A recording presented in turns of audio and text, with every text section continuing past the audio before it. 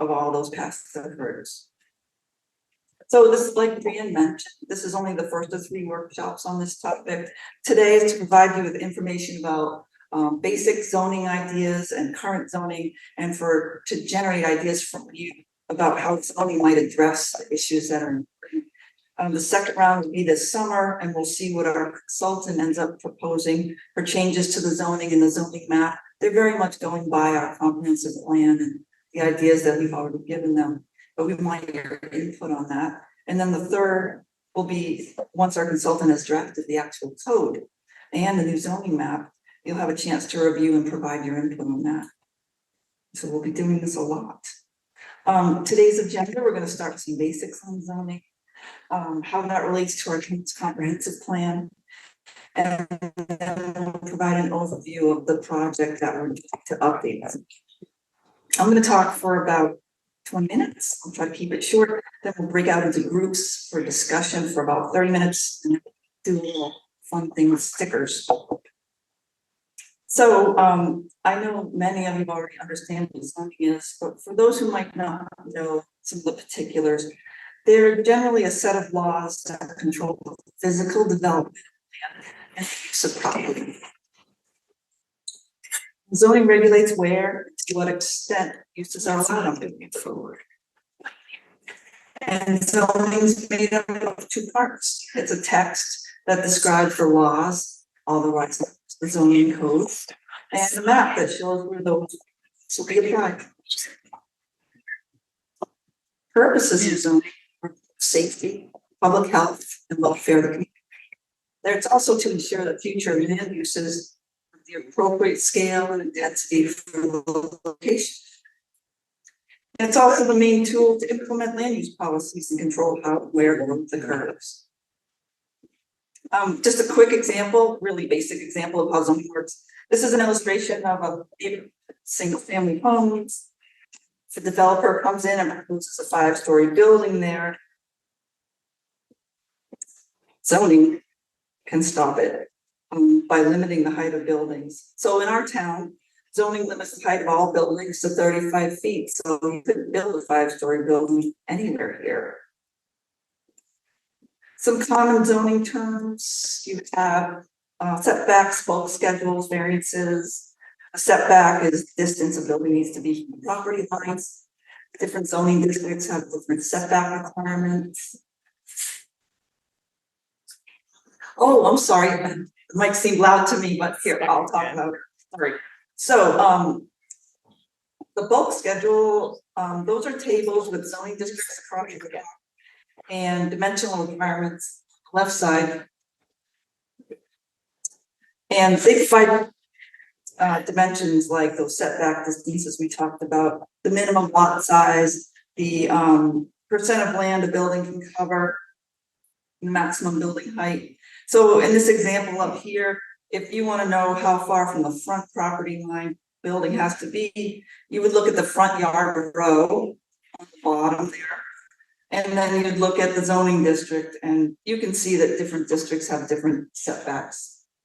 Variance is a common term we're using in zoning. It's a waiver from the zoning rules that a property owner can request. The Southold Town Zoning Board of Appeals has the authority to review and grant those variances. And who here has had to have a variance? Lots of people. So a common example for those who don't know is if you say you want to put an addition on your house, but now your house is going to be too close to the property line. The zoning board would review your request to do that.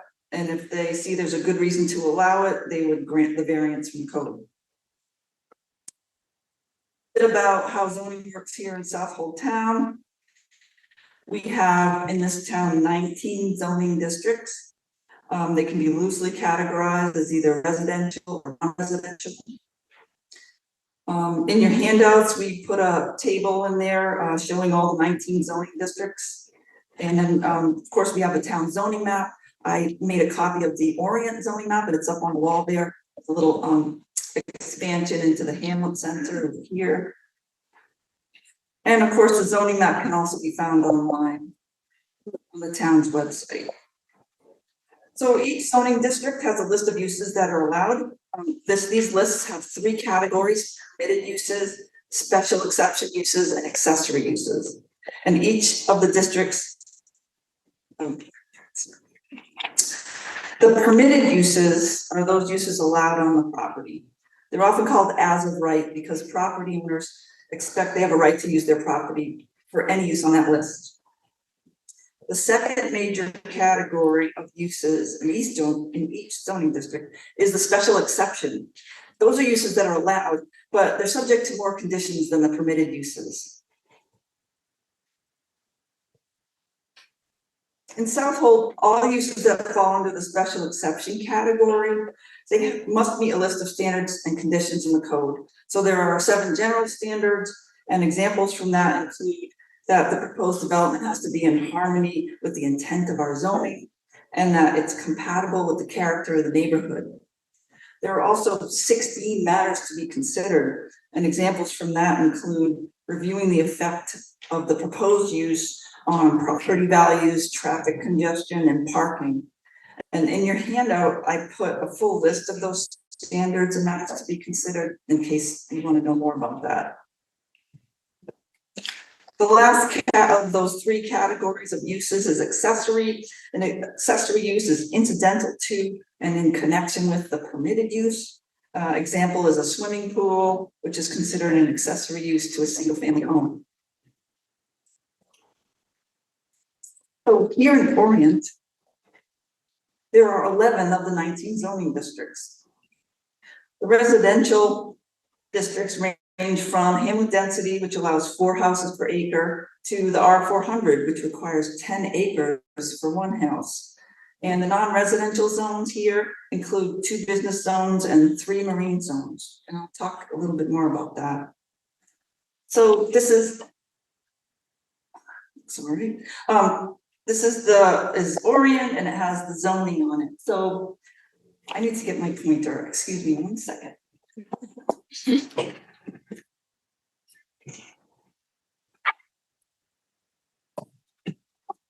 Okay, so the pale orange color is called 2 acre zoning, or R80. The pale yellow is 1 acre residential, or R40. The pale green is 5 acre, or R200. And then the dark green represents protected land. So there is zoning underneath that dark green, but we thought it was more useful to show that the land's protected and what the zoning is, because you really can't do anything with a lot of it, especially all this land along Howard's Bay, which the DEC protected years ago. Generally, you can see that most of the hamlet's zoned residential, with some small pockets of other zoning, which we will talk about. So taking a closer look, we'll start on the east side and Orient Point. Just to get you oriented, here's Route 25, here's the Cross Sound Ferry, and this sort of turquoisey color is the Marine 2 zone, which allows things like ferries, marinas, hotels. So there's the Cross Sound Ferry uses all of that land. This white block is the Plum Island Ferry, and that was rezoned to something called Marine 3 so recently that it doesn't show on my zoning map. Next to it is another Marine 2 zone land. It's the Orient by the Sea, now called Dorier's Marina and Restaurant, and then the Orient State Park. Up here, there's a little tiny sliver of Marine 2. Somebody told me the story once, and I don't remember it, of why that is, but now it's a house, and it's too small to do most of the scary things allowed in the Marine 2 zone. So now we'll go to the other area of town that has non-residential zoning. Route 25 up here, Village Lane here, Oyster Ponds Lane. Is it Tabor or Tabor? Tabor. So the light green color, yellow, is Marine 1. So that's sort of a marine zone that allows marinas, but not a lot of the more intense uses of Marine 2. And that would be the yacht club, has that zoning. Also the marina at Narrow River has that zoning.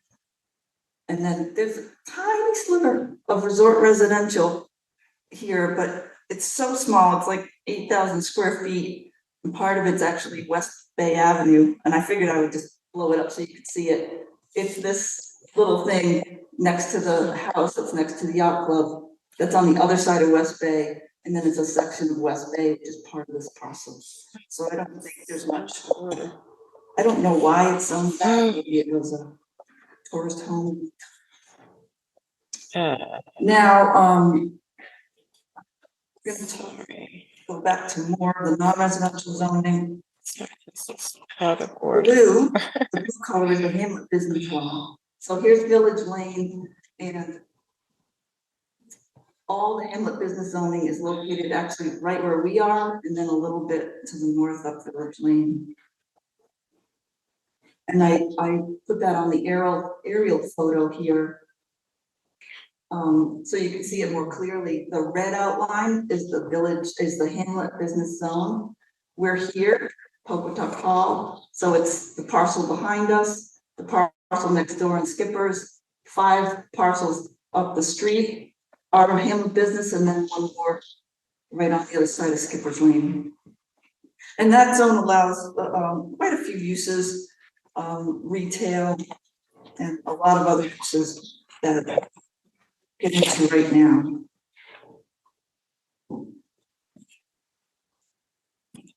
So a little bit more, we're going to go up to Route 25 and talk about a particular parcel. So the purple cluster is general business, or the B zone, and that's located on the stretch, including Candyman Route 25, and on 2 properties. And on 2 properties across from the fire district on Tabor, also has the B zone. Oh, and way over here at the Orient service station, also has the B zone. Now we'll talk more particularly about the B zone and a particular property to see how zoning affects it and its possible future. So this example is on Route 25, Oyster Ponds Lane. It's outlined in blue here. I think you probably know, it's the Candyman parcel. And if the owner is here today, I hope you don't mind I'm using your property as an example. I thought it was fair game because it's for sale. So just a little bit about this parcel. It's less than a 1/4 acre in size, about 9,200 square feet. And so that really limits the kinds of uses that could go there. Here's the aerial photo of it, outlined in blue highlight. And you can see that the building takes up a lot of the property. There's not much room for expansion there. And the permitted uses, what could go there? I didn't put them all on this slide. A lot of them would be impractical because of the size of this property, but single family home is a use, a contractor's yard, any kind of retail store, a winery, a bakery, professional office, or a nail salon are some of the options that looked like they might be able to go there. And now I'm going to talk about special exception uses. There are a lot of special exception uses in the B zone, and I left out a lot of them that were very unlikely, and even the ones I have up here are probably unlikely, just again due to the size of the property. So some of the special exception uses in this district are bars, dry cleaning, nursery school, healthcare facility, veterinarian, gas station, research lab. So there are other rules besides those lists of categories of uses that control development. So for non-residential developments like a new business or a commercial building, the other requirements out there would be site plan review by the planning board. That involves scrutiny of the details of the project by the planning board to ensure the site will be functional, safe, and in character with the community. Larger developments receive extra scrutiny from the planning board through the New York State Environmental Quality Review Act. otherwise known as SECRA. And SECRA requires the planning board to review projects through the lens of impact to the environment. Also, if a project's located within 100 feet of the wetlands or the shoreline, a permit from our Southold town trustees is required. They're a separate elected board with jurisdiction over wetlands and the shore. So just a quick overview of the development process for non-residential projects.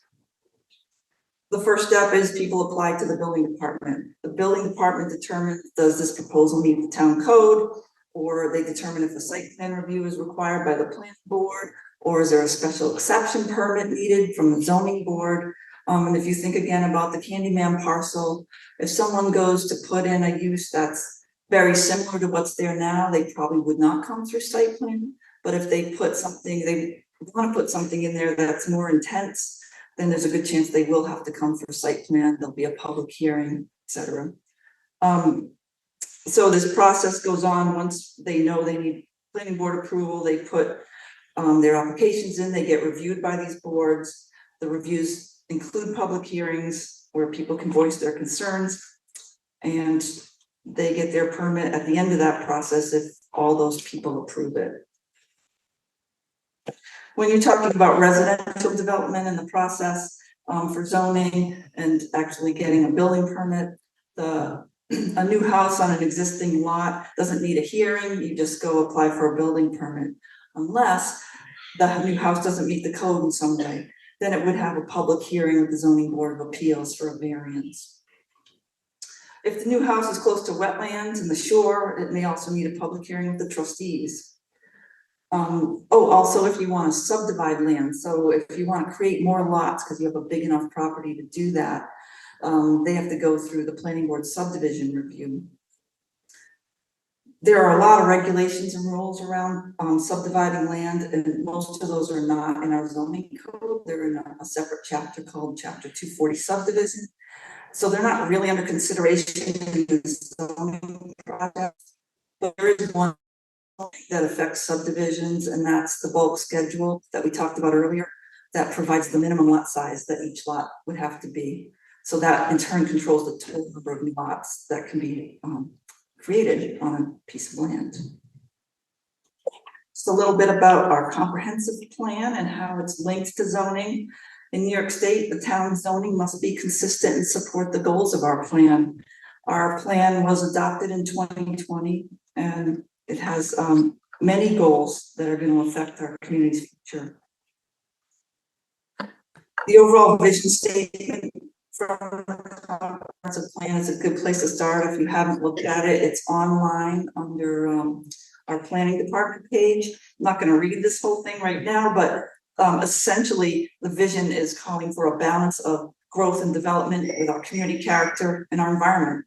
And the planning term concept for this concept is called smart growth.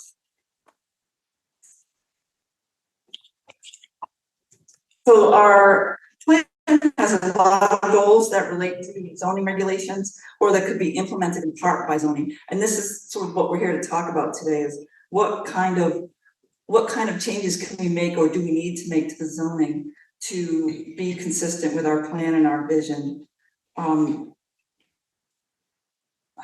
So I can just give you an example from the plan. The housing chapter, there's a goal to create more community housing, but of course it has to be consistent and support the goals of our other chapters, like the community character chapter. So it's important to look at the plan as a whole and keep the vision in mind, and all the various chapters looked at holistically when you're thinking about how do you get something like more housing while still balancing that growth with our community character, our quality of life, traffic, and all of that. So some people think the goals in our plan conflict, but I always say you have to look at the whole plan to really understand what needs to happen. I haven't stopped for questions. Does anybody have questions about any of this so far? Okay. So a little bit more about this project, the zoning update project. it's basically to, like we said, to update the rules that regulate how every property in the town can be used. And this is gonna help shape our community into the future. Why are we doing this now? You already know it's because we have a comprehensive plan, but also, it's been a while since we've done this. 1989 was the last comprehensive overhaul of our code. So we have to get in the newest best practices and modern uses that are missing from our zoning. And also, there's just some housekeeping that needs to be done if you've ever tried to use it. It needs an improvement on its clarity and organization, so it's easier to understand and use. So the town hired a consultant to help us with this. They're called Southold, and they're working closely with your town planning staff, Mark Terry. Also, the town convened a zoning update advisory committee of very interested and helpful citizens. And there are a couple members here today, as I mentioned earlier. They're there to advise us on the process and the work of the consultant. And they've been very busy so far. Of course, the town board will be very involved because they're ultimately the decision makers. And I think the most important is input from you. And that's why we're here today. The timeline of this project. So right now we're doing something where we're evaluating the current code and the plan and looking at what changes do we need to make. And that's happening right now. We're gonna take the input we get from this. We're looking at the survey that was done back in 2022.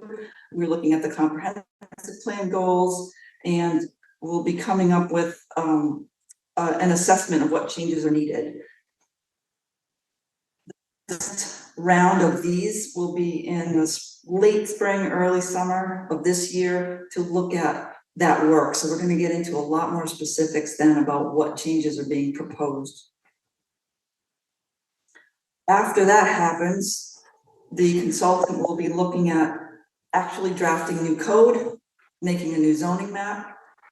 And we're hoping that happens in the fall and winter this year. And again, you'll get to look at the actual zoning code and the actual zoning map that's proposed. I'm saying winter or early spring of 2025. And we hope that everything gets finalized and adopted once, of course, we incorporate your input into the new code, the new map in the spring of 2025. So we're looking at trying to finish this project within a year. So again, can't stress enough how important your participation is. We have a website for this project. It's called the southoldZoningUpdate.com. And it has all the information I just provided on it. It's going to have all the information about upcoming events and workshops. And we're also hoping to provide some kind of online opportunities to participate so that you don't always have to come to a meeting in person to get your input heard. So the next step is for breakout groups, and we're going to take 30 minutes. We have plenty of time. 30 minutes, ask you to form into groups of 6 to 8 people. Maybe we could pull another table out for people who aren't, or if you see an empty seat at a table for the people who are not at a table, you could join that table or bring a chair over and join that table. What we need you to do. But before that. Oh, I'm sorry, Mark. I get nervous and I forget. Come on up. So it's great to see a whole room full of people who are interested in planning a Southold. And I can tell you, it's a privilege to be a descendant of the people who founded Southold in 1640. And I think that the question that everybody needs to answer themselves in this room is who we are planning for.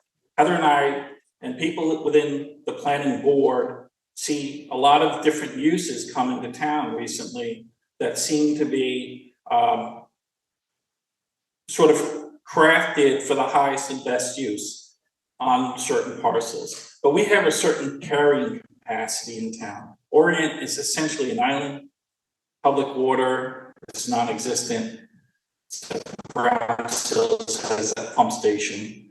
We plan for the people of Orient when we receive these types of uses that other people think we need in town. And I think the second question is, what are we planning for? So, as you know, we have a large effort and also responsibility to plan for sea level rise. Orient is very low. Narrow River Road floods. We are in a high hurricane occurrence zone. We haven't had a recent hurricane, but I can tell you, as the different climate conditions change, we're under, high threat of a hurricane in the future. And when we plan, what we plan for, just to tell you a little bit what we look at in the planning board and planning board office, as we plan around natural resources.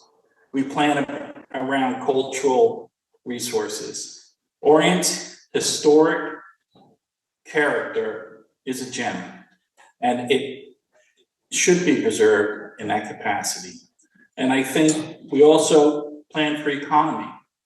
The historic uses of farming and fishing, there seems to be a transition where, the bays and harbors were degraded in water quality, and we're fighting to keep that,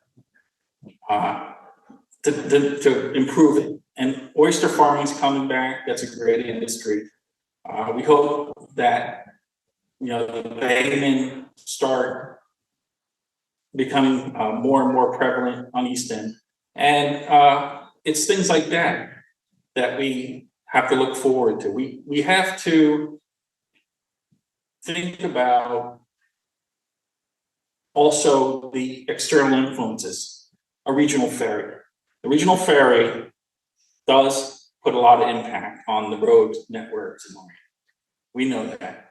Heather and I have, through many different reiterations, have tried to work with the New York State DOT on, the parking on State Route 25 on the shoulders and how to mitigate some of those impacts. But as the population grows and as the Orient and also Southold in total get more and more well known, we're going to have more and more traffic. The trajectory of traffic, and the New York State DOT has these recent numbers, is up. We have seen count stations all over the North Fork on recent data, and traffic is not going down, it is going up, and I expect that trend to continue.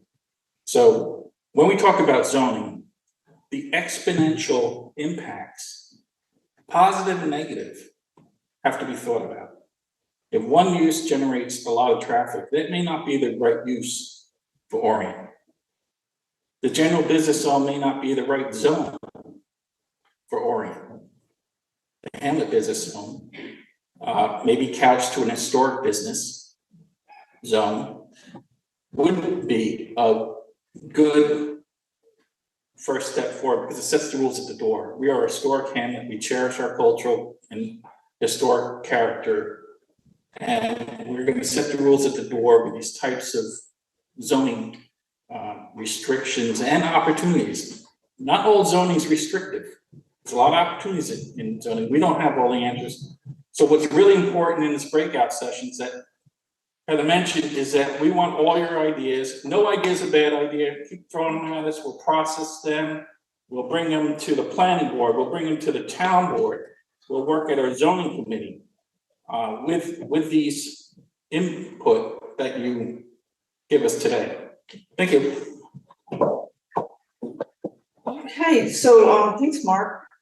Just to add on to that, some ideas, what we want you to do is generate ideas about zoning. So we gave you some ideas in your handout. The first page just has a list of 12 items, but the second page gets into the details and gives you some ideas of where to start. So for example, if you're concerned about sea level rise, you go to item 10 and you think about, one example is, could you limit the amount of additional building, like new homes or enlarging existing homes that happen along our shores? You could do that in zoning. Are there other ideas about to handle sea level rise. The same thing with hotels and other intense uses. How do you have the criteria you need so that if someone wants to bring a hotel here, it's of a scale and size that fits here? So those are the kinds of ideas we're looking for. We'd love each table to assign someone to take notes, because we'd like you to report back out to us, table, about what ideas you came up with. After the 30 minutes, you'll notice you each have 5 stickers, and we have boards with those same issues up on the side here. We just want you to individually sort of let us know which items are the 5 most. They're all important. Which ones are the most urgent? How about that? Which ones do you think are the most urgent? And just put your sticker up there while you're walking around. You can come look at these zoning maps and up close if you'd like. We also have an other ideas board where you could take sticky notes we have sticky notes and pens on the table, and you can write ideas and stick them on the other ideas. You could also stick zoning ideas on a sticky note right onto the board as well. So, all right, time to break out and discuss. I think on Zoom, I'm gonna try to have a discussion. If not, people can send in their input on a chat, and we'll take a look at it. And if you have questions on Zoom, send that question in on the chat and we'll look into it. Some years ago to something called Plum Island Research and Plum Island Conservation Zones, and that excluded any sort of intense development. And then the town board, maybe 3 years ago or 4 years ago, rezoned the Plum Island Ferry property to Marine 3, which excludes things like hotels and such. So it did, there is a lot of protection in place for if and when Plum Island turns into something else. Go ahead. And farmland and the question of, you certainly want to protect it, but the question of what would happen if you have retail stores. I mean, I made just the point that there's a difference between a small thing. There would be questions of light, noise, sound, but yes, preserve farmland. And then I'm going to turn it to Glynis, because she's, as we all know, the water thing, and that was a big issue. So just to repeat, the farmland, your concern was if there was going to be some kind of farm stand or retail allowed, the scale of that and the size. Becomes a park, that's going to affect, and of course, Plum Island includes the lot that's in Orient, and there could be a hotel there, but there will be more traffic, there will be, a difference in housing needs, so that was one item. I'm just going to repeat that for people. So the concern is that have already been covered, but I'll try to add something new to this. So, in terms of the traffic, there was some concern at the table about the expansion of the ferry and how would that be regulated in some way to prevent it from getting just bigger and bigger, and that the traffic is definitely makes it difficult for bikes and pedestrians to cross the road should there be a crosswalk there. When we talked about walkability and the sidewalks, that a lot of the suggestions that were included for this talk seemed to be very reasonable. Nobody mentioned disabilities, however, and I thought that was something that should be mentioned. So the hotels and B&Bs, we spent a lot of time talking about that and how they were allowed or disallowed in various residential areas. Could anybody open up a B&B? Could anybody put in a hotel? These kind of concerns. I think we know about the hotels, but the bed and breakfasts were of greater concern. And the feeling was that there should be some sort of limit to how many could be near residential zones or in residential zones. We did talk about affordable housing and felt that there was a good example of, is it called Mattatuck cottages? Yeah, we thought that perhaps something like that would be helpful to have in this area. although who knows where. And also, we did mention accessory buildings or additional ADR, thank you. And that would be something important. About the sea level rising, someone mentioned here that about historic buildings, woodlands and trees, it was unanimous. We are very much in favor of supporting those spaces and protecting them. And then the impact of the sea level, there was a question of whether you could require setbacks on new construction so that would at least mitigate that situation. Cell towers, nobody seemed to care very much except for emergency services and light pollution. We didn't get a chance to discuss. Great, thank you. But I hate light pollution. The AC zone and the R80 zone are virtually one and the same. And that doesn't really, and we have a farmer in our midst who raised the issue.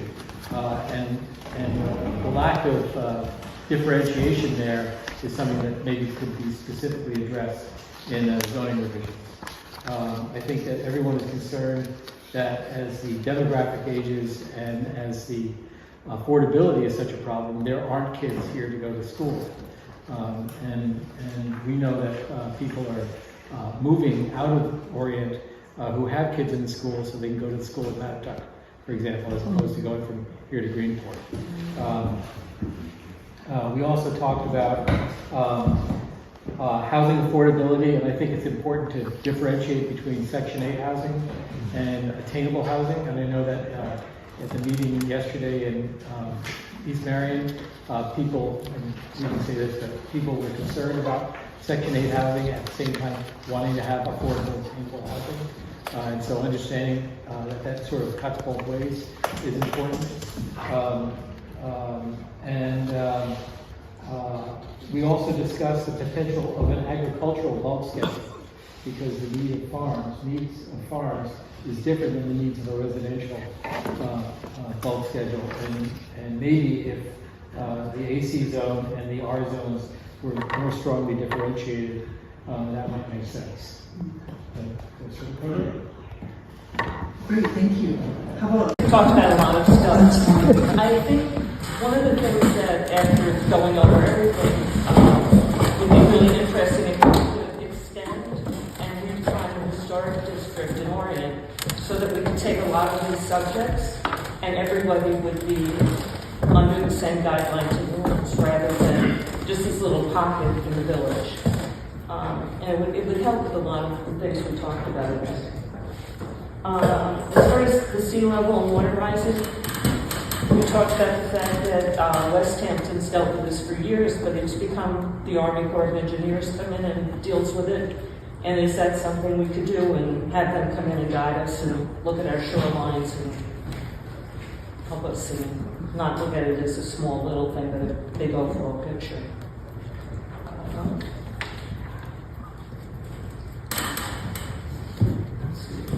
No hotels, that was, no hotels.